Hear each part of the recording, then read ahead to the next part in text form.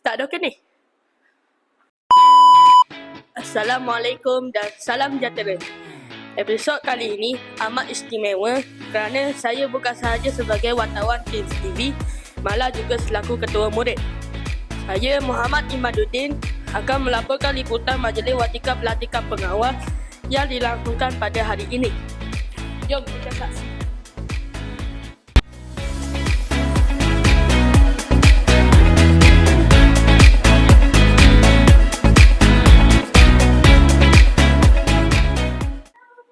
Majlis dimulakan dengan ucapan aluan bacaan doa serta ucapan daripada guru besar.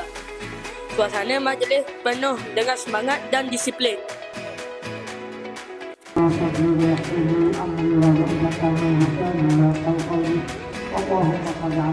Majlis diteruskan dengan ucapan perasmian oleh pegawai perhubungan sekolah dari PDRM.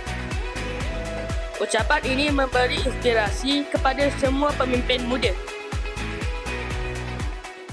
Terima kasih kepada guru dan pihak sekolah atas bimbingan dan sokongan yang diberikan kepada pengawas sekolah.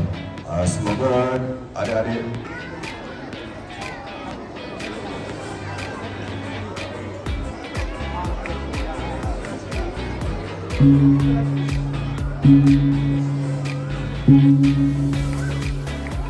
Acuan tepuk semua.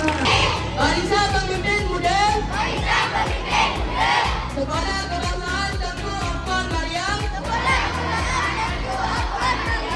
Tahun 2026. Majlis diakhiri dengan sesi bergambar bersama pihak pentadbir dan guru-guru.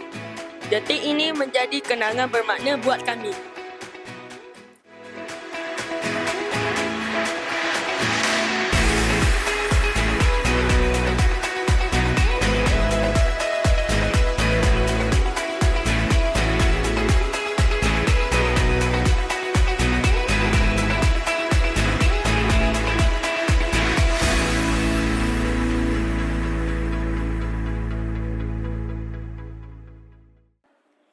Sebagai ketua murid, saya berjanji akan memimpin rakan-rakan dengan penuh tanggungjawab.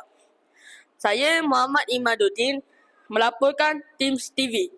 Cerita kita bermula di sini. Lagi tu ke?